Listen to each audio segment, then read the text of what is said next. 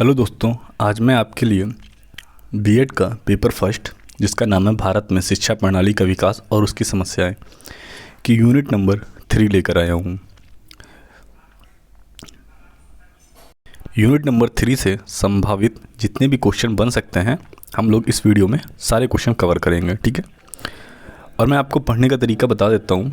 I hope आप सबको पढ़ने का तरीका अच्छे से पता होगा, मुझे बताने की ज़रूरत नहीं है, लेकिन फिर भी मैं छोटा सा एक सजेशन देना चाहता हूँ दोस्त के तौर पे कि आपने पूरे साल जहाँ से भी पढ़ाई की है, जिस बुक से की है, आप लास्ट तक उसी बुक पे रहें और उसी यूट्यूब से भी अगर आपने पढ़ी है मान लीजिए, तो आप उसी यूट्यूब से पढ़ें। मैं ये बिल्कुल नहीं कह रहा हूँ कि आप मेरे ही चैनल से पढ़ें, लेकिन मैं कहता हूँ कि आपने जो भी पूरे साल पढ़ा है, तो जब मॉक या एक तरीके से क्विज या जो प्रीवियस ईयर ऐसा कुछ देने की बारी आती है, तो एक बार उससे गो थ्रू ज़रूर हो लें, ठीक है, कि पेपर किस लेवल का आ रहा है और किस तरीके के क्वेश्चन पूछे जा रहे हैं हमारे आने वाली एग्जाम में, ठीक है।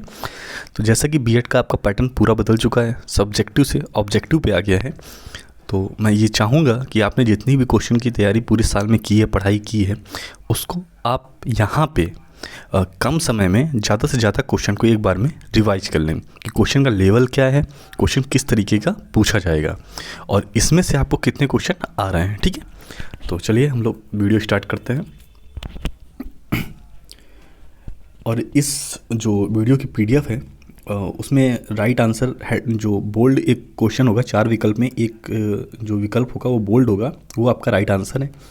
तो आई होप आपको पीडीएफ को रिवाइज करने में भी ज़्यादा दिक्कत नहीं आएगी, ठीक है। तो इसकी पीडीएफ 1 सेकंड, सॉरी,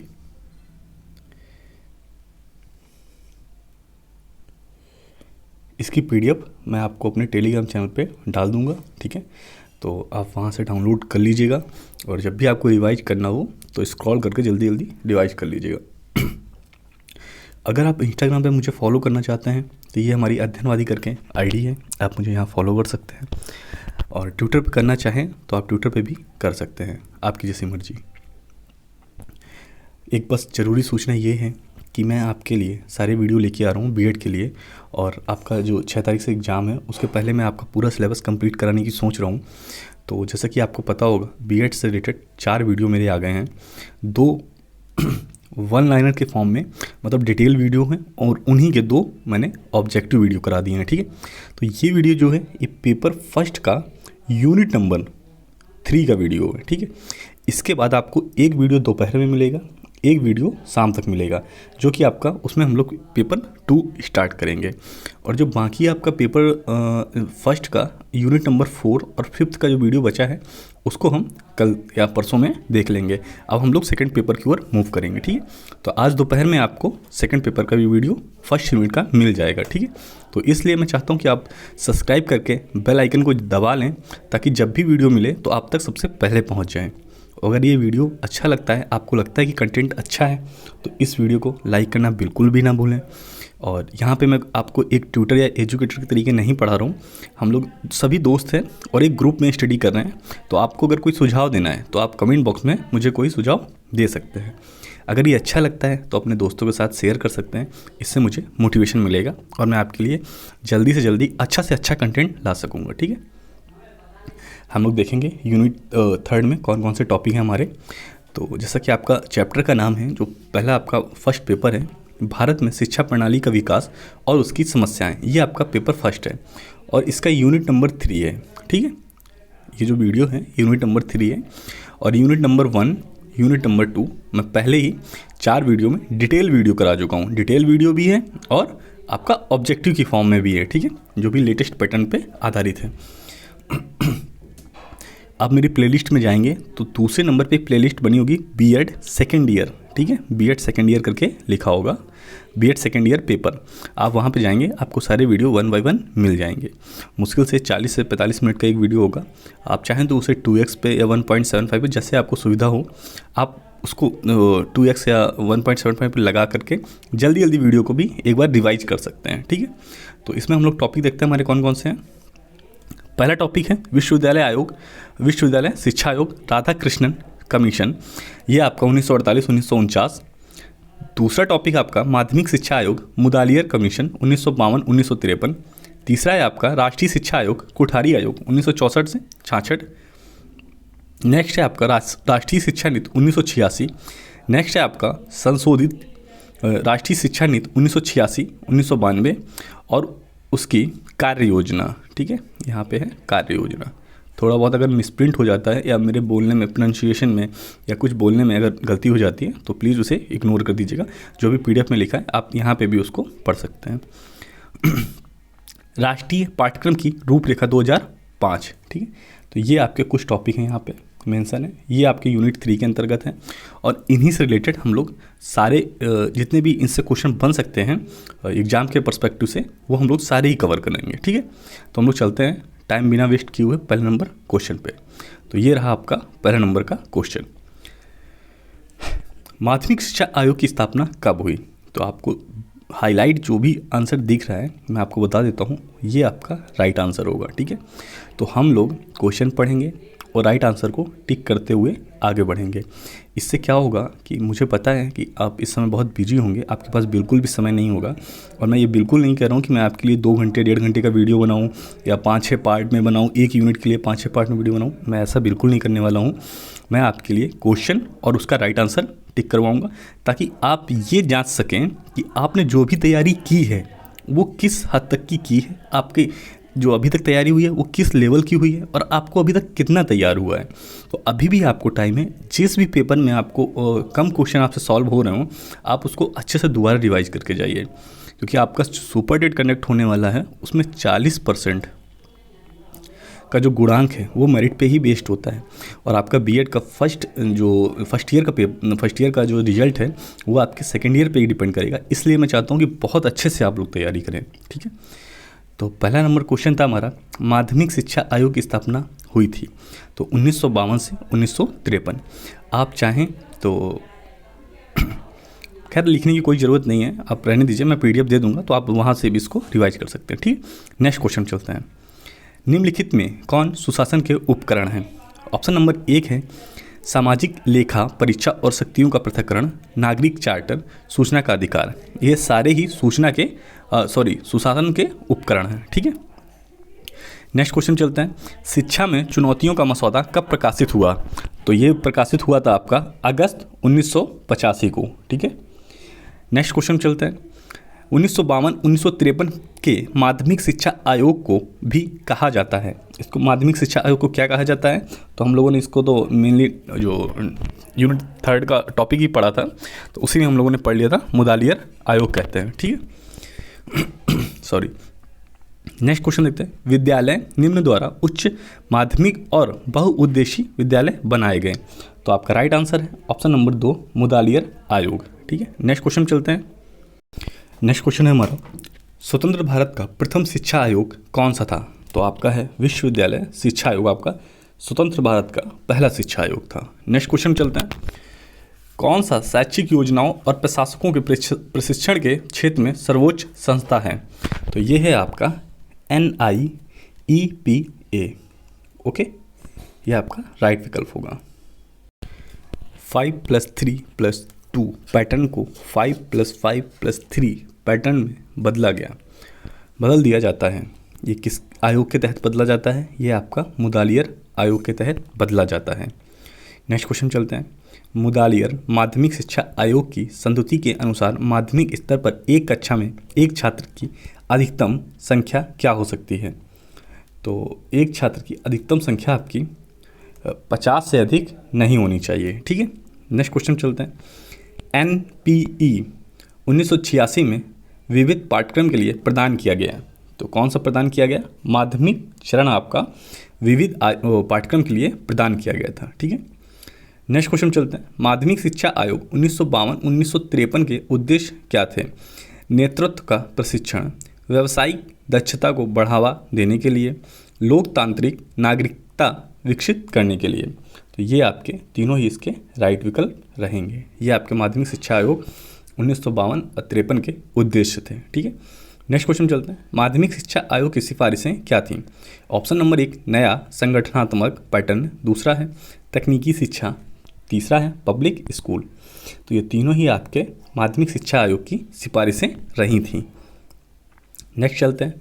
1986 में जो पहला NPE प्रख्यापित किया गया भारत के प्रधानमंत्री कौन थे?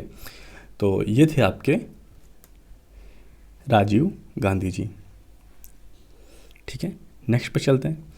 मुदालियर आयोग के अनुसार मौजूदा व्यवस्था में क्या खामियां थीं? ऑप्शन नंबर 1 जीवन से अलग, दूसरा है शिक्षाओं के पारंपरिक तरीके, तीसरा है अंग्रेजों के लिए बहुत ही महत्वपूर्ण, चौथा है उपरोक्त सभी। तो मुदालियर आयोग के अनुसार ये सभी खामियां थीं मौजूदा व्यवस्था में। नेक्स्ट क्वेश्चन चलते हैं। शिक्षा मंत्री के अधीन कोठारी आयोग का गठन किया गया था, तो कब किसके द्वारा किया गया था? ये आपका MC चगला जी के द्वारा। ठीक है, नेक्स्ट पे चलते हैं। राष्ट्रीय कार्य योजना किस वर्ष अस्तित्व में आई? तो ये आपका अस्तित्व में आई थी 1992 में। ठीक है, नेक्स्ट क्वेश्चन चलते हैं। शिक्षा आयोग की रिपोर्ट का शीर्षक है, तो इसका शीर्षक है आपका शिक्षा और राष्ट्रीय विकास। ठीक है, नेक्स्ट क्वेश्चन चलते हैं। भाषा के संबंध में कोठारी आयोग द्वारा अनुशासित नीति है, तो अनुशासित नीति कौन सी? आपकी त्रिभाषा सूत्र। ठीक है, नेक्स्ट क्वेश्चन चलते हैं। किस आयोग को भारतीय थिंक टैंक माना जाता है? तो राष्ट्रीय ज्ञान आयोग को हमारा थिंक टैंक माना जाता है। ठीक है, मैं आपको एक चीज़ और बता देना चाहता हूँ कि आप बहुत सारे वीडियो देखते होंगे, वहाँ पे 4 विकल्प एक एक करके पढ़ा जाएगा, इसके बाद आपको एक राइट विकल्प बताया जाएगा, तो इसमें ओवरऑल आपका टाइम वेस्ट ही होता है। और ऑब्जेक्टिव क्वेश्चन में मुझे नहीं लगता है कि चारों विकल्प बता के आपसे एक विकल्प पूछना चाहिए, वो भी ऐसे समय पे जब आपके एग्ज़ाम को 8 से 10 दिन बचे हैं। तो इसमें एक ही सबसे अच्छी जो पढ़ने का तरीका हो सकता है वो है कि ज़्यादा से ज़्यादा क्वेश्चनों को आंखों के सामने से गुजारा जाए। तो इससे क्या होगा कि जब आप एग्ज़ाम हॉल में बैठे होंगे, आप क्वेश्चन को रीड करेंगे और 4 विकल्प को जब भी आप रीड करेंगे तो उसमें एक विकल्प आपको हाईलाइट होता दिखाई देगा, जैसे कि आपको इस PDF में हाईलाइट होता दिख रहा है। तो आप आसानी से और जल्दी से उस विकल्प को राइट टिक करके आगे बढ़ेंगे। तो मेरा यही उद्देश्य है कि आपको एक हाईलाइट विकल्प इसलिए दिखा रहा हूँ कि जो राइट विकल्प होगा, अगर आप इस PDF को 2 से 3 बार, इस वीडियो को 1 से 2 बार देखे रहे होंगे, तो क्या होगा कि आपको जो यहाँ पे जैसे हाईलाइट हो रहा है, ऐसे ही आपको सेम टू सेम एग्जाम में भी हाईलाइट हो तो दिखाई देगा, क्योंकि आपकी तैयारी अगर उस तरीके की रही होगी, आपने इस वीडियो को और इस PDF को 1 से 2 बार पढ़ा होगा। तो हम लोग चलते हैं हमारे नेक्स्ट क्वेश्चन पे। प्रारंभिक शिक्षा के संबंध में राष्ट्रीय शिक्षा नीति का मुख्य उद्देश्य क्या है? तो मुख्य उद्देश्य आपका है सार्वभौमिक पहुंच और नामांकन, दूसरा है आपका 14 वर्ष तक के बच्चों का सार्वभौमिक प्रतिधारण, तीसरा है आपका गुणवत्तापूर्ण शिक्षा में एक सतत सुधार।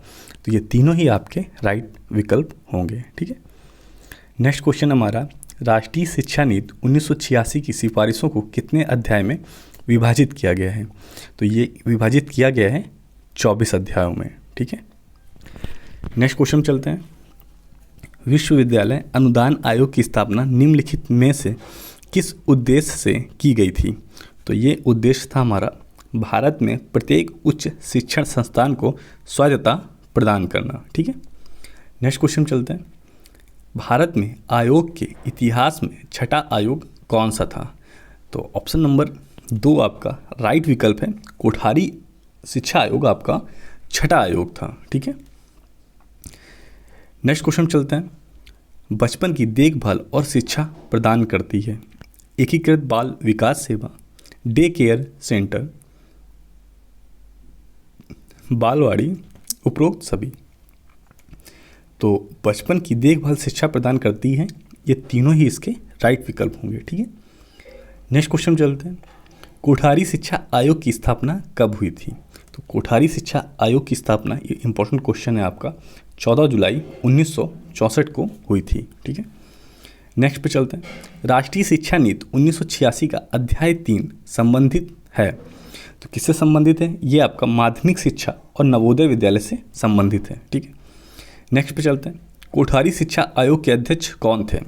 तो डॉक्टर DS कोठारी आपके कोठारी शिक्षा आयोग के अध्यक्ष थे। ठीक है, आप लोग ये आंसर वैसे भी कर सकते थे क्योंकि इसमें कोठारी आ रहा है और आपका इसमें भी कोठारी आ रहा है। ठीक है, नेक्स्ट पे चलते हैं। राष्ट्रीय शिक्षा नीति 1986 का अध्याय 5 संबंधित है, तो ये संबंधित है आपका उच्च शिक्षा से। आप यूट्यूब पे कोई वीडियो देख रहे हो, इधर उधर वीडियो देख करके और छोटे मोटे जो बहुत ही अच्छे थंबनेल लगा के अगर आपको अट्रैक्ट करते हैं और आप देखते हैं कि यहाँ पे बहुत सारे क्वेश्चन चल रहे हैं, तो आप अपना टाइम वेस्ट कर रहे हैं। देखिए यहाँ पे जिस तरीके से क्वेश्चन पूछा जा रहा है, राष्ट्रीय शिक्षा नीति 1986 का अध्याय 5 संबंधित है। तो अगर आपने बीएड के सेशन में, पूरे 1 ईयर के सेशन में आपने डिटेल में अगर स्टडी नहीं की है, तो आप कितने भी वीडियो देख लें, आप इसके राइट आंसर नहीं टिक कर पाएंगे। आप 5 अध्याय पढ़ सकते हैं, आप तीसरा पढ़ सकते हैं, हो सकता है वो चौथा पूछ ले या दूसरा पूछ ले, फिर आप क्या करेंगे। तो इसलिए आप अपनी जो डिटेल स्टडी है वो अपनी किताबों के थ्रू ही करिए, किसी यूट्यूब पे डिपेंडेंट मत रहिए। लेकिन बस जो भी आप स्टडी किए हैं, अभी तक किए हैं या आगे भी करेंगे, उसके बाद रिवीजन के तौर पे आप सिर्फ यहाँ पे पढ़ सकते हैं। और आप देख लीजिएगा कम से कम 130 प्लस मैं आपको 40 मिनट के अंदर करवाऊंगा। तो मुझे लगता है कि अगर आप 2x या 1.75 पे देखेंगे तो आपका 20 मिनट में 130 क्वेश्चन तैयार हो जाएंगे, जो कि पूरा यूनिट 3 के क्वेश्चन होंगे। तो मुझे लगता है कि आपके लिए हेल्पफुल रहेगा। और हमारा चैनल सिर्फ जो भी सीरियस पढ़ने वाले स्टूडेंट हैं या जिनको कम समय में तैयारी करनी है और उनको अच्छा कंटेंट चाहिए, इसी के लिए डेडिकेटेड है, ठीक है। और आप मेरे पिछले भी वीडियो देख सकते हैं कि जिस तरीके का मैंने कंटेंट डाला है, शायद ही यूट्यूब पे मतलब इस तरीके का कंटेंट होगा कहीं पे, वो आप खुद देख सकते हैं। और जो भी पिछले 3-4 वीडियो मैंने बीएड के डाले हैं, उससे भी आपको आइडिया लग रहा होगा कि जो भी पीडीएफ है या पीपीटी है, उसमें हम लोग कितना हार्डवर्क करते हैं। और इसके बाद भी आप लोग बहुत ही कम लाइक करते हैं, सब्सक्राइब भी बहुत ही कम लोग करते हैं, शेयर तो बिल्कुल ही नहीं करते हैं आप लोग। तो प्लीज़ थोड़ा सा शेयर वेयर कीजिए आप लोग। नेक्स्ट पे चलते हैं हम लोग। वह व्यवसाय जो राष्ट्रीय हो सकता है और उसकी आकांक्षाओं के अनुरूप हो। तो ये है आपका शिक्षा की राष्ट्रीय प्रणाली। नेक्स्ट क्वेश्चन चलते हैं। भारतीय शिक्षा आयोग के क्या उद्देश्य थे? तो ऑप्शन नंबर 1 सामाजिक और राष्ट्रीय एकता को बढ़ावा देने के लिए, दूसरा है सामाजिक, नैतिक और आध्यात्मिक मूल्यों को विकसित करने के लिए, तीसरा है उत्पादकता बढ़ाने के लिए। तो आपके तीनों ही राइट विकल्प होंगे, ठीक है। नेक्स्ट क्वेश्चन चलते हैं। राष्ट्रीय शिक्षा नीति 1986 का अध्याय 7 संबंधित है। देखिए यहाँ पे इसने अध्याय 7 पूछ लिया। तो अगर आपने यूनिट 3 को फर्स्ट पेपर की अच्छे से डिटेल नहीं पढ़ा होगा, तो आप बताइए कैसे आप राइट आंसर कर पाएंगे। आप कितने भी यूट्यूब पे वीडियो देख लीजिए। तो ये है आपका ऑप्शन नंबर 2 ग्रामीण विश्वविद्यालय और संस्थान। नेक्स्ट क्वेश्चन चलते हैं। 1948 में गठित विश्वविद्यालय शिक्षा आयोग द्वारा नियुक्त किया गया था। तो ये किया गया था आपका शिक्षा मंत्रालय, ठीक है। नेक्स्ट पे चलते हैं हम लोग। कोठारी आयोग की रिपोर्ट को कितने वर्गों में विभाजित किया गया था? तो ये किया गया था हमारा 4 खंड में विभाजित, ठीक है। नेक्स्ट पे चलते हैं हम लोग। राष्ट्रीय शिक्षा नीति 1986 का अध्याय 9 संबंधित है। तो ये किससे संबंधित है? ये सिस्टम को काम करना, ये अध्याय नंबर 9 संबंधित हैं, ठीक है। अब देखिए आपका 9 पूछेगा, कहीं 11 पूछेगा, कहीं 5 पूछेगा, कहीं 7 पूछेगा और कहीं कहीं आपको 17 पूछ लेगा, कहीं 15 पूछ लेगा। ऐसे तरीके से पूछेगा। तो आप बताइए कैसे आप राइट आंसर टिक कर पाएंगे जब तक आप डिटेल में नहीं पढ़े होंगे। तो इसलिए यूट्यूब पे पढ़िए, लेकिन फालतू के चैनल या फालतू की वीडियो थोड़ा कम ही देखिए, क्योंकि जो भी आपका ये इम्पोर्टेंट टाइम, क्रूशियल टाइम एक तरीके से चल रहा है, इतना कम दिन बचे हैं, तो उसमें आप ऑथेंटिक चैनल को और ऑथेंटिक कंटेंट को ही फॉलो कीजिए। मेरा आपको यही सजेशन है, और बाकी फिर आपकी जैसी मर्जी हो। नेक्स्ट पे चलते हैं। कोठारी आयोग की रिपोर्ट का विषय इस प्रकार है। ऑप्शन नंबर 1 है आपका शिक्षा और राष्ट्रीय विकास। ये आपकी कोठारी आयोग की रिपोर्ट का विषय है। नेक्स्ट क्वेश्चन चलते हैं। राष्ट्रीय शिक्षा नीति 1986 का अध्याय 11 संबंधित है। तो ये आपका अनुसंधान और विकास से संबंधित है। नेक्स्ट क्वेश्चन चलते हैं। किस आयोग ने कॉमन स्कूल सिस्टम की अवधारणा पर ध्यान केंद्रित किया? तो ये किया था आपका कोठारी आयोग ने, ठीक है। नेक्स्ट क्वेश्चन चलते हैं। कोठारी आयोग की रिपोर्ट में खंड 1 संबंधित है। तो ये आपका संबंधित है सामान्य समस्याओं से। नेक्स्ट क्वेश्चन चलते हैं। शिक्षा को किस पहचान पर ध्यान देना चाहिए? तो ये ध्यान देना चाहिए व्यावसायिक पहचान पे, कि आदमी को किस तरीके से ऐसी शिक्षा देनी चाहिए ताकि छोटा मोटा व्यवसाय खुद से कर सके पढ़ने लिखने के बाद। नेक्स्ट क्वेश्चन पे एनसीएफ का प्रस्ताव है कि मूल्यांकन प्रणाली किस पर आधारित होनी चाहिए? तो इनका प्रस्ताव है कि मूल्यांकन प्रणाली ग्रेड सिस्टम पर आधारित होनी चाहिए, जो कि सीबीएसई और आईसीएसई बोर्डों में लागू कर दी गई है। राष्ट्रीय शिक्षा नीति 1986 का अध्याय 13 संबंधित है। तो अध्याय 13 आपका अनुसूचित जातियों, अनुसूचित जनजातियों पर पिछड़े वर्गों की शिक्षा पर संबंधित है। ठीक है, आई होप आपको यहाँ तक सारी चीज़ें क्लियर हो रही होंगी। नेक्स्ट क्वेश्चन चलते हैं। नेक्स्ट है हमारा कोठारी आयोग की रिपोर्ट में खंड 2 संबंधित है। तो खंड 2 जो संबंधित है वो हमारा विभिन्न चरणों में और विभिन्न क्षेत्रों में शिक्षा से संबंधित है। नेक्स्ट है हमारा राष्ट्रीय शिक्षा नीति 1986 का अध्याय 15 संबंधित है। देखिए यहाँ पे 15 पूछा गया है, तो ये संबंधित है विकलांगों की शिक्षा से। ठीक है, यहाँ पे अगर थोड़ा सा भी PDF में टाइपिंग मिस्टेक हो रही है तो आप उसे इग्नोर कीजिएगा। मैं उम्मीद करता हूँ कि आप शिक्षक बनने की दहलीज पे हैं। जैसे ही आप ये 2-4 एग्ज़ाम पास कर लेते हैं आप एक शिक्षक बन जाएंगे। तो मैं उम्मीद करता हूँ कि जैसे कि यहाँ पर थोड़ी सी टाइपिंग मिस्टेक हुई है, शिक्षा लिखा है शिक्षा, तो आप कॉमन सेंस पे भी समझ सकते हैं। आई होप आप मेरी चीज़ों को राइट वे में लेकर समझ रहे होंगे। नेक्स्ट क्वेश्चन चलते हैं। खारी आयोग की रिपोर्ट में खंड 3 संबंधित है। तो ये आपका रिपोर्ट 3 किससे संबंधित है? ये है आयुक्त द्वारा सुनाई गई विभिन्न सिफारिशों और कार्यक्रमों का कार्यान्वयन के लिए। ठीक है, नेक्स्ट पे चलते हैं। हमारा नेक्स्ट क्वेश्चन हमारा क्या है? नेक्स्ट है हमारा राष्ट्रीय शिक्षा नीति 1986 का अध्याय 17 संबंधित है। तो अध्याय 17 संबंधित है स्कूली शिक्षा की सामग्री और प्रक्रिया। एक चीज़ मैं आपको सही कराना चाहता हूँ, यहाँ पे ये खारी आयोग की जगह कोठारी है, वो टाइपिंग मिस्टेक हो गई है, कोठारी आयोग। ठीक है, लिखने में गूगल ट्रांसलेट से थोड़ा सा मिस्टेक हो जाता है। नेक्स्ट पे चलते हैं। नेक्स्ट हम लोगों ने देख लिया था कि राष्ट्रीय शिक्षा नीति 1986 का अध्याय 17 किससे संबंधित था? ये था हमारा स्कूली शिक्षा और समग्र प्रक्रिया पे। ठीक है, नेक्स्ट पे चलते हैं। कोठारी आयोग की रिपोर्ट में खंड 4 संबंधित है। तो खंड 4 आपका किससे संबंधित है? यह संबंधित है आपका पूरक कागजात से संबंधित है। नेक्स्ट पे चलेंगे हम लोग। यहाँ पे अभी आपका बहुत लंबा सफ़र रहने वाला है, 130 प्लस क्वेश्चन है, कम से कम 140 अराउंड समथिंग क्वेश्चन होंगे। तो थोड़ा सा पेशेंस बना के आपको वीडियो को लास्ट तक देखना है और अच्छे से रिवाइज करना है। और ये सफ़र 130 क्वेश्चनों का ही नहीं है, हम लोग super TET, UP TET, C TET का साथ में मिलके और अच्छे से तैयारी करेंगे। और यहाँ पे जो भी तैयारी करेंगे हम लोग वो एक तरीके से ग्रुप स्टडी में करेंगे। कोई टीचर या एजुकेटर या कोई मेंटर के तौर पे मैं नहीं करूँगा। आप मुझे सजेशन देंगे, मैं आपको सजेशन दूंगा, आप मुझसे कुछ क्वेश्चन करेंगे, मैं आपसे करूँगा। एक तरीके से हम लोग इस चैनल को इस तरीके से ग्रो करेंगे ताकि हम लोग लगे कि एक तरीके से ग्रुप स्टडी में बैठ के पढ़ रहे हैं। एक फिक्स टाइम टेबल बनाएंगे, उस फिक्स टाइम टेबल में हम लोग लाइव आके क्वेश्चन सॉल्व करेंगे और एक बेहतरीन तैयारी करेंगे ताकि सुपर टेट में हमको एक सीट पक्की करनी ही करनी है। ठीक है, नेक्स्ट क्वेश्चन चलते हैं। राष्ट्रीय शिक्षा नीति 1986 का अध्याय 19 संबंधित है। ये संबंधित है हमारा युवा और खेल से। नेक्स्ट क्वेश्चन चलते हैं। कोठारी आयोग की रिपोर्ट में प्रस्तावित 3 व्यापक श्रेणियों में शामिल है। तो क्या शामिल है? ऑप्शन नंबर 1 है शैक्षिक प्रणाली का आंतरिक परिवर्तन, दूसरा है शिक्षा का गुणात्मक सुधार, तीसरा है आपका शैक्षिक सुविधाओं का विस्तार। तो कोठारी आयोग की प्रस्तावित 3 व्यापक श्रेणियों में ये तीनों ही विकल्प शामिल हैं। नेक्स्ट क्वेश्चन चलते हैं। राष्ट्रीय शिक्षा नीति 1986 का अध्याय 21 संबंधित है। तो अध्याय 21 आपका सांस्कृतिक विकास से संबंधित है। नेक्स्ट क्वेश्चन चलते हैं। कोठारी आयोग की सिफारिशें क्या थीं? तो मुफ्त और अनिवार्य शिक्षा का प्रावधान, भाषा शिक्षा के लिए प्रावधान, शैक्षिक संरचना के लिए प्रावधान। तो ये तीनों ही आपके राइट विकल्प होंगे। ठीक है, जो कि कोठारी आयोग की सिफारिशें थी। नेक्स्ट क्वेश्चन चलते हैं। राष्ट्रीय शिक्षा नीति 1986 का अध्याय 23 संबंधित है। ये किससे संबंधित है? ये आपका शिक्षक और उनका प्रशिक्षण से लेकर संबंधित है। नेक्स्ट क्वेश्चन हमारा भाषा शिक्षा के लिए कोठारी आयोग की सिफारिशों में शामिल है।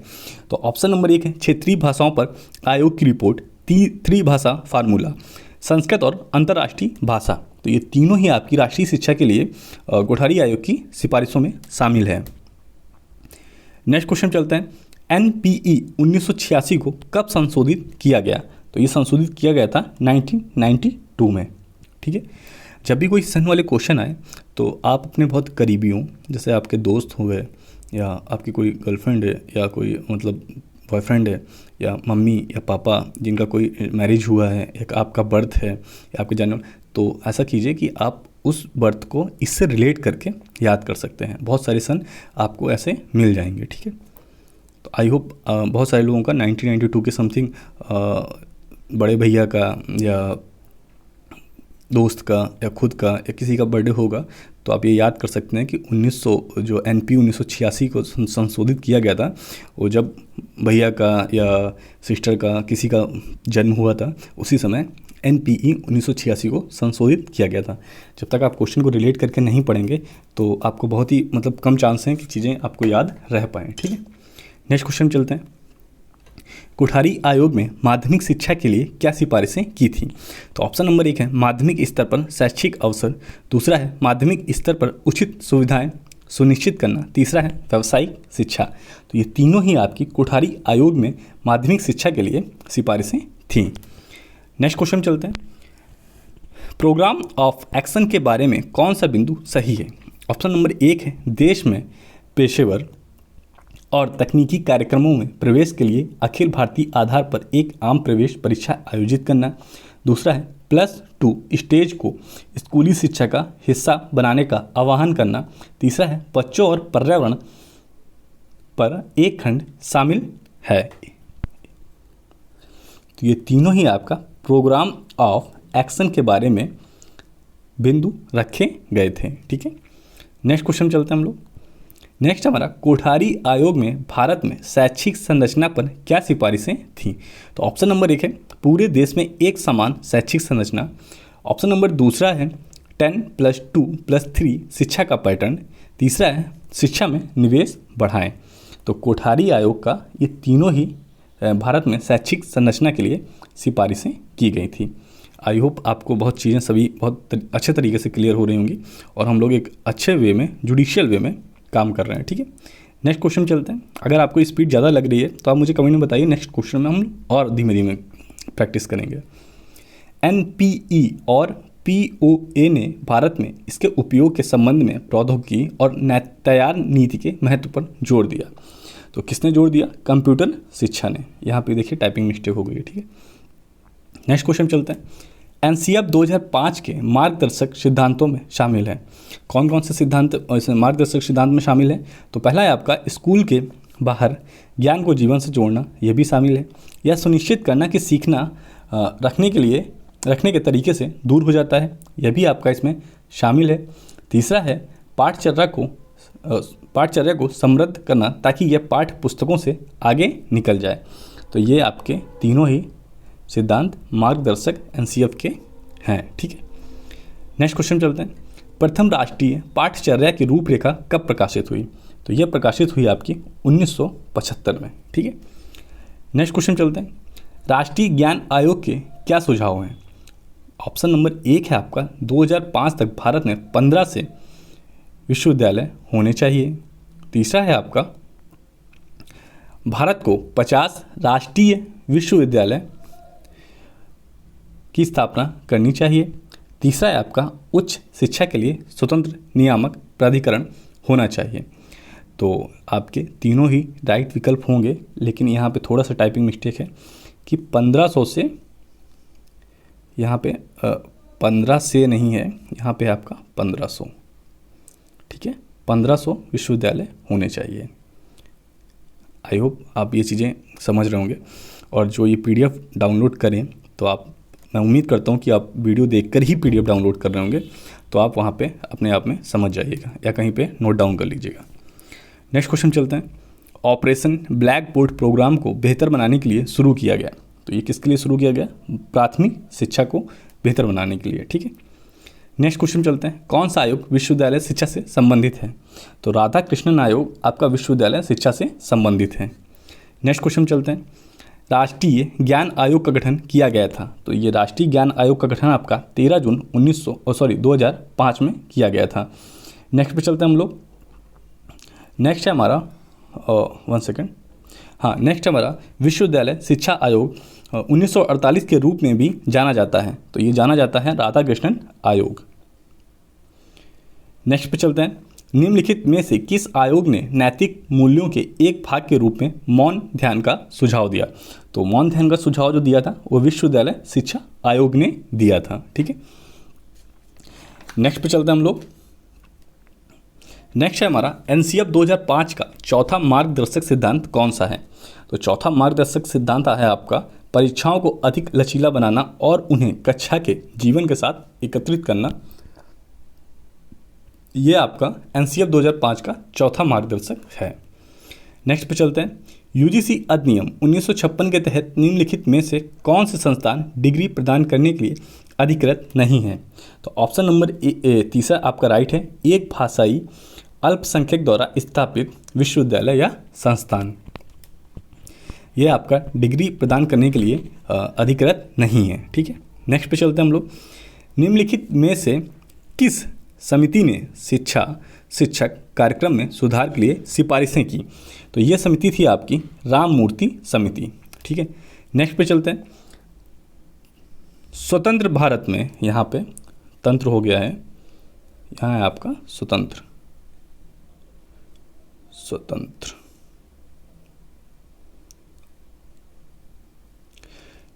भारत में शिक्षा पर पहली राष्ट्रीय नीति किस वर्ष में शुरू की गई?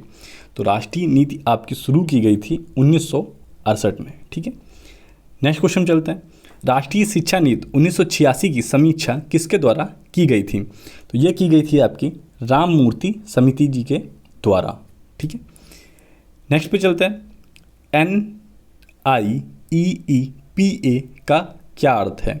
तो इसका अर्थ है आपका राष्ट्रीय शैक्षिक योजना और प्रशासन संस्थान। ठीक है, राष्ट्रीय शैक्षिक योजना और प्रशासन संस्थान। नेक्स्ट पे चलते हैं। मई 1990 में राष्ट्रीय शिक्षा नीति की समीक्षा के लिए किसकी अध्यक्षता में एक समिति का गठन किया गया था? तो ये किया गया था आचार्य राममूर्ति जी की अध्यक्षता में गठन किया गया था। ठीक है, नेक्स्ट पे चलते हैं। NCF अन्य पाठचर्या क्षेत्र पर ध्यान आकर्षित करता है, जैसे कि कला और विरासत शिल्प पे, स्वास्थ्य और शिक्षा पे, शांति शिक्षा। तो ये तीनों ही आपके राइट विकल्प होंगे। ठीक है, नेक्स्ट पे चलते हैं। राष्ट्रीय शिक्षा नीति 1986 की किन विशेषताओं में शामिल है? ऑप्शन नंबर 1 है राष्ट्रीय शिक्षा प्रणाली को बढ़ावा देना, राइट है आपका। दूसरा है आपका ऑपरेशन ब्लैक बोर्ड के लिए प्रस्ताव, ये भी राइट है। तीसरा है आपका समान शैक्षिक अवसर प्रदान करने के लिए, तो ये भी आपका राइट विकल्प है। तो यहाँ पे आपके तीनों ही इसके राइट विकल्प होंगे। ये इनकी विशेषताओं में शामिल है। कौन सी विशेषताओं में? किसकी विशेषताओं में? राष्ट्रीय शिक्षा नीति 1986 की विशेषताओं में। नेक्स्ट चलते हैं। माध्यमिक शिक्षा के संबंध में राष्ट्रीय शिक्षा नीति का मुख्य उद्देश्य है। तो आपका माध्यमिक शिक्षा में गुणवत्ता में सुधार के लिए, ये भी आपका इसका मुख्य उद्देश्य है। दूसरा है कंप्यूटर साक्षरता प्रदान करने के लिए। तो आपके दोनों विकल्प ही इस क्वेश्चन के लिए राइट विकल्प होंगे। ठीक है, नेक्स्ट पे चलते हैं। NCERT ने रिपोर्ट के आलोक में NCFSE 2000 की समीक्षा की। तो ये समीक्षा जो की थी वो किसके लिए किया था? वो किया था आपका बोझ के बिना सीखना। ठीक है, नेक्स्ट पे चलते हैं। TLF का क्या अर्थ है? तो TLF का अर्थ है आपका 3 भाषा फार्मूला। 3 language formula. ठीक है, नेक्स्ट पे चलते हैं। राष्ट्रीय शिक्षा नीति 1986 का अध्याय 1 संबंधित है। अध्याय 1 आपका किससे संबंधित है?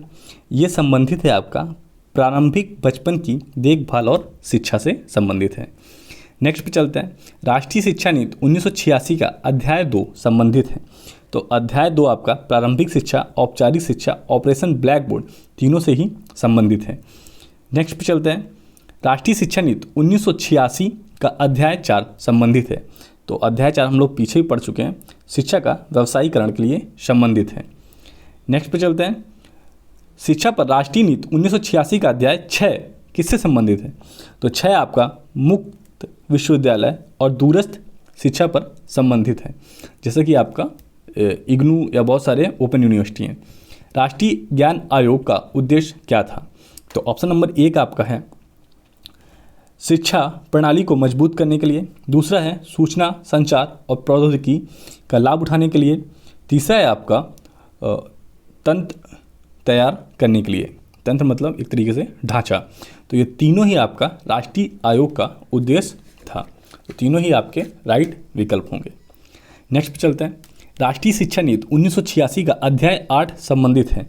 तो अध्याय 8 आपका तकनीकी और प्रबंधन शिक्षा से संबंधित है, technology and management education. Next देखते हैं हमारा क्या है। राष्ट्रीय शिक्षा नीति 1986 का अध्याय 10 किससे संबंधित है। तो अध्याय 10 आपका नौकरियों और जनशक्ति योजना से डिग्री की डिक्लिंग के लिए संबंधित है। ठीक है, यहाँ पे ये डिक्लिंग है, डिक्लिंग ये राइट है, आप गलत मत समझिएगा। एनसीएफ 2005 का दूसरा मार्गदर्शक सिद्धांत कौन सा है। तो ऑप्शन नंबर 2 हमारा राइट विकल्प होगा। यह सुनिश्चित करना किसी सीखना रखने के लिए तरीकों से दूर हो जाता है। एक सेकंड रुक जाइए, मैं यहाँ पे थोड़ा सा मुझे लग रहा है गलत है कुछ चीज़ें, मैं क्लियर कर देता हूँ। यह सुनिश्चित करना कि सीखना रटने के तरीके से दूर हो जाता है। यहाँ पे ये आपका रखने नहीं है, यहाँ है आपका रटने। ठीक है, रटने तरीके से दूर हो जाता है। नेक्स्ट पे चलते हैं। राष्ट्रीय शिक्षा नीति 1986 का अध्याय 12 या 12 संबंधित है। तो ये संबंधित है हमारा महिला शिक्षा से। नेक्स्ट पे चलते हैं। राष्ट्रीय शिक्षा नीति 1986 का अध्याय 14 संबंधित है। तो अध्याय 14 आपका अल्पसंख्यक शिक्षा से संबंधित है। नेक्स्ट पे चलते हैं। राष्ट्रीय शिक्षा नीति 1986 का अध्याय 16 किससे संबंधित है। तो अध्याय 16 आपका वयस्क शिक्षा से संबंधित है। नेक्स्ट पे चलते हैं। राष्ट्रीय शिक्षा नीति 1986 का अध्याय 18 किससे संबंधित है। तो अध्याय 18 आपका मूल्यांकन प्रक्रिया और परीक्षा सुधार से संबंधित है। नेक्स्ट पे चलते हैं। राष्ट्रीय शिक्षा नीति 1986 का अध्याय 20 किससे संबंधित है। तो अध्याय 20 आपका भाषा विकास से संबंधित है। राष्ट्रीय शिक्षा नीति जो भी है यहाँ पे 1986 की, इसके अध्याय आप देख रहे होंगे लगातार पूछे जा रहे हैं। आगे भी आप देखेंगे कि अध्याय 22, अध्याय 24 और एक एक करके सब पूछे जाएंगे। तो मेरा आपको एक सुझाव रहेगा कि आप या तो इस PDF को डाउनलोड कर लीजिएगा टेलीग्राम चैनल से, 1-2 बार रिवाइज कर लीजिएगा। अगर आप ऐसा भी नहीं कर पा रहे हैं तो आप पेन कॉपी लेकर बैठिए और इस वीडियो के साथ साथ आप सारी जो भी नेशनल एजुकेशन पॉलिसी है 1986 की, वो एक एक चैप्टर, एक एक अध्याय आप खुद से नोट डाउन कर लें। अगर आप खुद से नोट डाउन करेंगे तो ये आपके लिए ही बहुत ही बेहतर रहने वाला है। आप जो भी चीज़ एक बार लिख लेते हैं उसको आप कम ही भूलते हैं। अगर 2 से 3 बार लिख लेंगे तो आप कभी नहीं भूलेंगे। ठीक है, नेक्स्ट क्वेश्चन चलें हम लोग। तो नेक्स्ट क्वेश्चन है हमारा, एनसीएफ 2005 का सुझाव है कि 10वीं कक्षा के लिए बोर्ड परीक्षाएं की जानी चाहिए। तो 10वीं कक्षा के लिए बोर्ड परीक्षाएं कैसी की जानी चाहिए, वैकल्पिक, जो कि आपका बीएड में ही लागू होता दिख रहा है। हालांकि लागू नहीं होगा, कोरोना की वजह से आपकी वैकल्पिक परीक्षाएं हो रही हैं।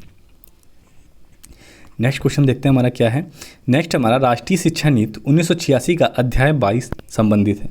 तो अध्याय 22 आपका जो संबंधित है वो संबंधित है आपका मीडिया और शैक्षिक प्रौद्योगिकी से। ठीक है, नेक्स्ट है हमारा एनसीएफ 2005 अनुशंसा करता है कि 25 से 40% प्रश्न किस पर आधारित होने चाहिए। ये आधारित होने चाहिए लघु उत्तर प्रकार पे, जो कि आपके लघु उत्तरी क्वेश्चन होते हैं। ठीक है, नेक्स्ट क्वेश्चन चलते हैं। राष्ट्रीय शिक्षा नीति 1986 का अध्याय 24 संबंधित है। तो अध्याय 24 आपका प्रबंधन शिक्षा से संबंधित है। नेक्स्ट पे चलते हैं हम लोग। राष्ट्रीय शिक्षा नीति 1986 को किसके द्वारा संशोधित किया गया था। तो ये संशोधित किया गया था PV नरसिम्हा राव जी के द्वारा। आपका पहला विकल्प आपका राइट विकल्प होगा। नेक्स्ट पे चलते हैं। राष्ट्रीय पाठचर्या की रूपरेखा 2005 किसके द्वारा प्रकाशित की गई थी। तो ये प्रकाशित की गई थी NCERT के द्वारा। ठीक है, नेक्स्ट पे चलते हैं। कार्य योजना 1992 का उद्देश्य क्या है। तो आपका कार्य योजना, इसे आप POA भी बोलते हैं, POA भी बोलते हैं। और आपका इसका संबंध जो है वो हम लोग देखते हैं, बच्चों के सार्वभौमिक नामांकन और प्रतिधारण के उद्देश्य को पूरा करना है। और दूसरा है आपका 14 साल तक की शिक्षा पूरी करना। तो ये कार्य योजना 1992 के उद्देश्य हैं। ठीक है, नेक्स्ट क्वेश्चन चलें हम लोग। नेक्स्ट क्वेश्चन है हमारा, पाठचर्या भार की समस्याएं क्या थी। तो इसकी समस्याएं हम लोग देखते हैं। इसकी समस्याएं थी जल्दी शुरू, दूसरा था स्कूल बैग का आकार, तीसरा था आनंदहीन शिक्षा। तो ये तीनों ही आपकी पाठचर्या भार की समस्याएं थीं। ठीक है, नेक्स्ट पे चलते हैं। POA 1992 की मुख्य सिफारिशें क्या थीं। तो ये आपका पहला नंबर ऑप्शन है यहाँ पे, सीखने के न्यूनतम स्तर का परिचय। दूसरा है वयस्क साक्षरता और अनौपचारिक शिक्षा कार्यक्रमों का एकीकरण। तीसरा है शिक्षा और प्रशिक्षण के जिला संस्थानों की स्थापना। तो तीनों ही आपके राइट विकल्प हैं।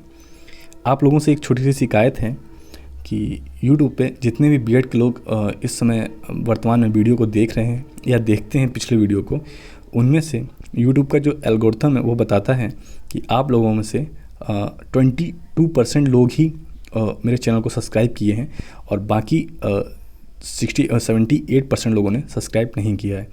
और टेलीग्राम चैनल पे भी मैं जो PDF डालता हूँ, आप लोग वहाँ पे भी आके PDF डाउनलोड करते हैं और टेलीग्राम चैनल को ज्वाइन नहीं करते हैं। देखिए, मैं आपसे एक चीज़ कहना चाहता हूँ कि मैं आपसे किसी भी प्रकार की कोई फ़ीस या किसी चीज़ की और तो अपेक्षा करता नहीं हूँ कि आप मुझे किसी तरीके की फ़ीस या कुछ और दें। आपसे मैं सिर्फ इतना ही तो बोलता हूँ कि आप अगर टेलीग्राम चैनल पे आए हैं और आपको अच्छी PDF या अच्छा कंटेंट मिल रहा है, तभी आप चैनल को ज्वाइन करें। अगर आपको लगता है कि चैनल पे कंटेंट अच्छा नहीं है, मैं आपके लिए ज़रा सा भी हार्ड वर्क नहीं कर रहा हूँ कंटेंट के प्रति, या और भी बहुत सारी चीज़ें जो भी आपका वीडियो मिल रहा है उसका कंटेंट भी अच्छा नहीं है, तो आप मत ज्वाइन कीजिए। लेकिन आपको लग रहा है कि PDF अच्छा है, कंटेंट अच्छा है, सारी चीज़ें आपको एक यूनिट वाइज और बहुत ही सिंपलेस्ट फॉर्म में सब चीज़ें मिल जा रही हैं, तो आप कम से कम टेलीग्राम चैनल तो ज्वाइन कर ही सकते हैं। और इतने सारे चैनल को आपने सब्सक्राइब करके रखा होगा जिनको आप कभी देखते भी नहीं होंगे, और उसमें से अगर आप एक स्टडी के चैनल को सब्सक्राइब कर लेंगे जो कि आपका एक नौकरी तक पहुंचाने का एक रास्ता है, तो मुझे नहीं लगता है कि आपका कुछ बिगड़ने वाला है। तो मुझे बहुत ही खुशी होगी कि अगर आप लोग टेलीग्राम चैनल ज़्यादा से ज़्यादा ज्वाइन करते हैं और मेरे चैनल को सब्सक्राइब करते हैं। और मैं आपसे प्रॉमिस कर रहा हूँ कि जब भी UP टेट और सुपर टेट कंडक्ट होगा, अब तो आप लोग भी एलिजिबल रहने वाले हैं क्योंकि अभी कोई भर्ती नहीं आने वाली है। अब उम्मीद है कि आपका जब रिजल्ट आ जाएगा उसके बाद ही नई भर्ती आएगी। तो UP टेट और सुपर टेट में हम लोग मिल के डेली एक प्रैक्टिस सेट सॉल्व करेंगे। डेली 150 मार्क्स का एक प्रैक्टिस सेट सॉल्व करेंगे, क्योंकि मुझे पता है कि आपकी तैयारी बेसिक तो कंप्लीट होगी ही, क्योंकि अगर आप B.Ed में पहुंच गए तो आपने ग्रेजुएशन भी किया होगा और फर्स्ट ईयर इंटर भी आपने अच्छे से किया होगा। तो हम लोग 150 क्वेश्चनों का एक सेट डेली सॉल्व करेंगे और सुपर टेट के पहले हम लोग इतनी अच्छी तैयारी कर लेंगे कि हमारे 120+ क्वेश्चन हम लोग टारगेट करके चलेंगे और इतने नंबर पाएंगे भी। तो ये हमारा और आपका सफ़र B.Ed के सेकेंड ईयर के पेपर तक ही सीमित नहीं है। ये हम लोग UP टेट, C टेट और सुपर टेट इन सब तक के लिए साथ साथ रहेंगे। तो आप अगर चैनल सब्सक्राइब कर लेंगे तो आने वाले टाइम में आपको अच्छे से अच्छी PDF और अच्छे से अच्छा वीडियो मैं लाने की कोशिश करूँगा। और आप टाइम टू टाइम मुझे सुझाव भी देते रहें कि मुझे अब कैसे वीडियो लाने हैं या कैसा कंटेंट लाना है, या कंटेंट में क्या ख़राबी है और कंटेंट में क्या अच्छाई है। अगर कंटेंट ख़राब है तो आप मुझे बताइए कि सर ये कंटेंट ख़राब है, और कंटेंट अच्छा है तो प्लीज़ उसे थोड़ा सा अप्रिशिएट कीजिए। इससे हमको मोटिवेशन आएगा और मैं और भी ज़्यादा आपके लिए अच्छे से अच्छा कंटेंट लाने की और अच्छा से अच्छा वीडियो, आपको डिटेल वीडियो, आपको एक ही मतलब वीडियो में सब कुछ समझाने की कोशिश भी अपनी तरफ से पूरी करूँगा। ठीक है, तो इतनी चीज़ें आपको समझ में आई होंगी और मुझे नहीं लगता है कि मैं आपका बहुत ज़्यादा टाइम वेस्ट कर रहा हूँ। और चलते हैं हम लोग बिना टाइम वेस्ट किए हुए नेक्स्ट क्वेश्चन पे। तो नेक्स्ट क्वेश्चन है हमारा, राष्ट्रीय शिक्षा प्रणाली किससे संबंधित है। तो राष्ट्रीय शिक्षा प्रणाली आपका NCF से संबंधित है।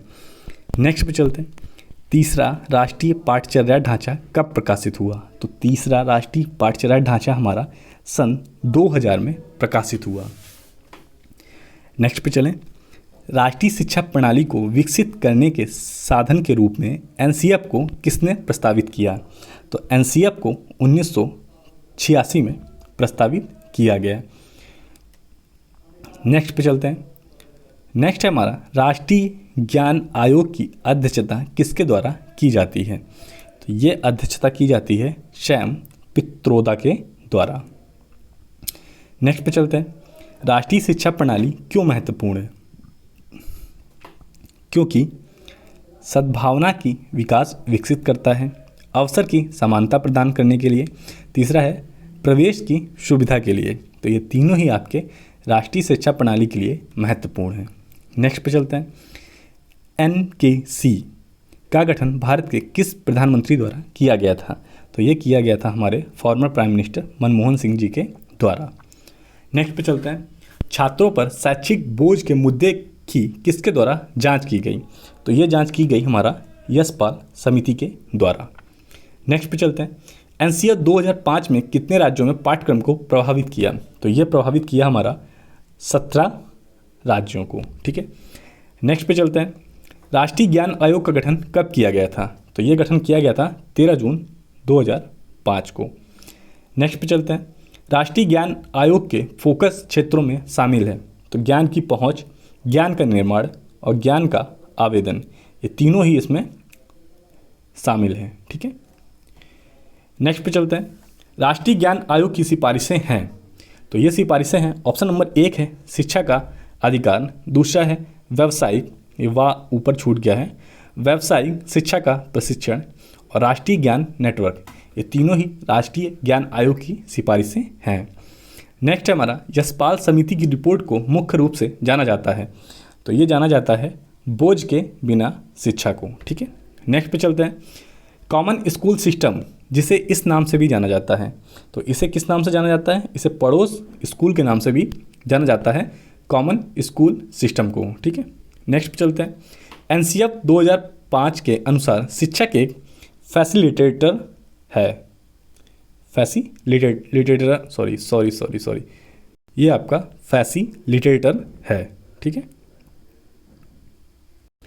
नेक्स्ट क्वेश्चन चलते हैं। ये आपका इसकी मीनिंग होगी फैसिलिटेटर। ठीक है। नेक्स्ट पे चलते हैं। कॉमन स्कूल सिस्टम की अवधारणा को किस नितिन ने सलाह दी? तो यहाँ पे आपका नितिन नहीं है, यहाँ है आपका नीति ने सलाह दी। तो ये दी आपका 1968 नीति ने। ठीक है। नेक्स्ट पे चलते हैं। TLF के तहत प्रत्येक बच्चे को स्कूल में अनिवार्य रूप से सीखने वाली भाषाएं हैं। ऑप्शन नंबर 1 है पहली भाषा या मातृभाषा, यहाँ पे मातृ है तो आप समझ जाइए मातृभाषा, दूसरा है दूसरी भाषा अंग्रेजी या अन्य, तीसरी भाषा अंग्रेजी या अन्य। तो ये उपरोक्त सभी आपके TLF के तहत प्रत्येक बच्चे को स्कूल में अनिवार्य रूप से सीखने वाली भाषाएं मानी गई हैं। नेक्स्ट पे चलते हैं। TLF की स्थापना कब हुई? तो 1968 NPE नेशनल एजुकेशन पॉलिसी के तहत हुई। नेक्स्ट चलते हैं। पाठ्यक्रम की भार समस्या को किस समिति ने उठाया? तो ये उठाया था यशपाल समिति ने। नेक्स्ट पे चलते हैं। राष्ट्रीय संचालन समिति के अध्यक्ष कौन थे? तो ये थे आपके प्रोफेसर यशपाल। नेक्स्ट पे चलते हैं। एनसीएफ का विस्तारित रूप क्या है? तो एनसीएफ का आपका विस्तारित रूप है राष्ट्रीय पाठचर्या की रूपरेखा, नेशनल एजुकेशन पॉलिसी। नेक्स्ट पे चलते हैं। दूसरा राष्ट्रीय पाठचर्या ढांचा कब प्रकाशित हुआ? तो यह प्रकाशित हुआ 1988 को। ठीक है। नेक्स्ट पे चलते हैं। अब आपके कुछ ही क्वेश्चन बचे हैं। चौथा राष्ट्रीय पाठ भाषा कौन सा है? तो यह है आपका सन 2005। नेक्स्ट पे चलते हैं। एनसीएफ 2005 का कितनी भाषाओं में अनुवाद किया गया? तो यह अनुवाद किया गया 22 भाषाओं में। ठीक है। नेक्स्ट पे चलते हैं। राष्ट्रीय पाठचर्या की रूपरेखा एनसीएफ के मार्गदर्शक सिद्धांतों की कुल संख्या कितनी है? तो इसकी संख्या है 5। नेक्स्ट देखते हैं हमारा क्या है।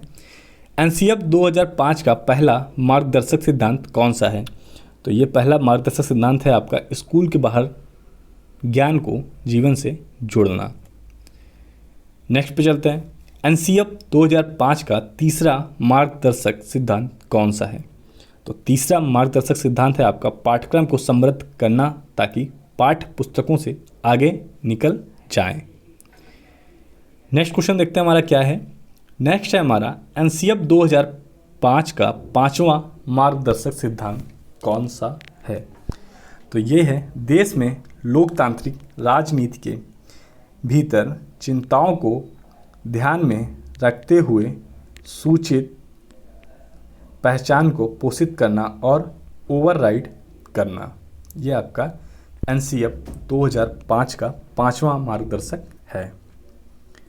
नेक्स्ट पे चलते हैं। एनसीएफ 2005 के अनुसार अंग्रेजी पढ़ने का उद्देश्य किसका निर्माण करना है? तो ये आपका बहुभाषावाद का निर्माण करना है। सेकेंड लास्ट क्वेश्चन हमारा, एनसीएफ 2005 में कहा गया है कि बोर्ड को फिर से परीक्षा देनी चाहिए। तो कब देनी चाहिए? तुरंत, 1 महीने बाद, 2 महीने बाद, या कोई नहीं? तो आपको पहला ऑप्शन आपका राइट विकल्प है, बोर्ड को फिर से परीक्षा तुरंत देनी चाहिए। और ये आपका इस वीडियो का, इस सेशन का यूनिट 3 का लास्ट क्वेश्चन होगा। एनसीएफ ने 10वीं और 12वीं के छात्रों के लिए कुल गृह कार्य समय की सिफारिश कितनी की? तो ये की थी 2 घंटे।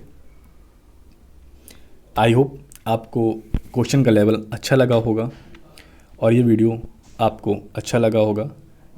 कम समय में आपके 140 क्वेश्चन के समथिंग हम लोगों ने कवर किया है और उम्मीद करता हूँ यूनिट 3 में इसके बाहर आपका एक भी क्वेश्चन नहीं आएगा। क्वेश्चन का लेवल और क्वेश्चन कराने का तरीका आपको कैसा लगा आप मुझे कमेंट बॉक्स में बताइए। अगर आप चाहते हैं कि मैं चारों विकल्प सेम रखूं, इसके बाद आपको एक राइट विकल्प बताऊं, तो आप मुझे वो भी बता सकते हैं। मैं आगे से क्वेश्चन को हाईलाइट नहीं करूंगा। और अगर आप चाहते हैं कि पेपर 3 या 4 का वीडियो पहले लाऊं, तो आप मुझे कमेंट बॉक्स में कमेंट करके बता सकते हैं। वैसे मैंने सोचा है कि पेपर 2 का फर्स्ट यूनिट का वीडियो आपको दोपहर तक मिल जाएगा और सेकंड यूनिट का शाम तक मिल जाएगा। आपके पेपर 2 के 2 यूनिट कंप्लीट हो जाएंगे और इसमें भी आपकी 5 यूनिट हैं, 3 यूनिट हम आगे कंप्लीट करेंगे। और पेपर फर्स्ट की आपकी यहाँ तक 3 यूनिट कंप्लीट हो चुकी हैं। चौथी यूनिट और 5वीं यूनिट का वीडियो आपको कल तक मिल जाएगा। ठीक है, आई होप आपकी जो तैयारी है वो बहुत ही अच्छी तरीके से और अच्छी दिशा में जा रही होगी और आप ऐसे ही चैनल को प्यार देते रहेंगे, प्यार बना के रखेंगे। और आपने अगर चैनल को सब्सक्राइब नहीं किया होगा तो जब ज़रूर करेंगे। ठीक है, जिस तरीके से मैंने आपको बताया कि हम लोग एक ग्रुप स्टडी कर रहे हैं, तो ग्रुप में दोस्तों का सपोर्ट तो सभी करते हैं। मैं उम्मीद करता हूं कि आपका सपोर्ट भी मुझे पूरा मिलेगा। तो इसकी जो PDF है वो मैं अपने टेलीग्राम चैनल पर डाल दूंगा अभी इस वीडियो के बाद। आप यहां से डाउनलोड कर लीजिएगा। और इंस्टाग्राम पे अगर आप फॉलो करना चाहते हैं तो मुझे अध्ययनवादी के नाम से फॉलो कर सकते हैं। ट्विटर पे भी करना चाहते हैं तो अध्ययनवादी के नाम से फॉलो कर सकते हैं। और आई होप बहुत बार मैंने आपसे बोल दिया है, आप भी इरिटेट हो गए होंगे, समझ गए होंगे कि चैनल को सब्सक्राइब करना ही करना है। एक दोस्त का सपोर्ट करना है और अच्छे से करना है। वीडियो अच्छा लगता है लाइक करें, सुझाव देना है कमेंट करें, दूसरों के साथ शेयर करना है तो शेयर भी ज़रूर करें, करना ही नहीं है ज़रूर करें। और इन 3 शब्दों का लाइफ में हमेशा पीछा करें या फॉलो करें। डेडिकेशन रखें अपने एग्ज़ाम के तहत, अपने गोल के तहत, डिसिप्लिन रखें, अपनी लाइफ में थोड़ा संयम रखें और कार्यों को टाइम पे करें, कंसिस्टेंसी रखें, तत्परता बनाए रखें। कोई भी तैयारी कर रहे हैं तो पीछा मतलब हताश निराश ना हो और उसको एक कंसिस्टेंट तरीके से करते रहें। ये हमारा चैनल है अध्ययनवादी, आप सभी को पता होगा। अभी से लेकर के यूपी टेट सुपर टेट हम लोग हमेशा मिलते रहेंगे। आपने अपने इतने बिजी शेड्यूल में मुझे 1 घंटे का समय दिया, इसके लिए बहुत बहुत शुक्रिया। और ये वीडियो यहीं तक है। Thank you so much.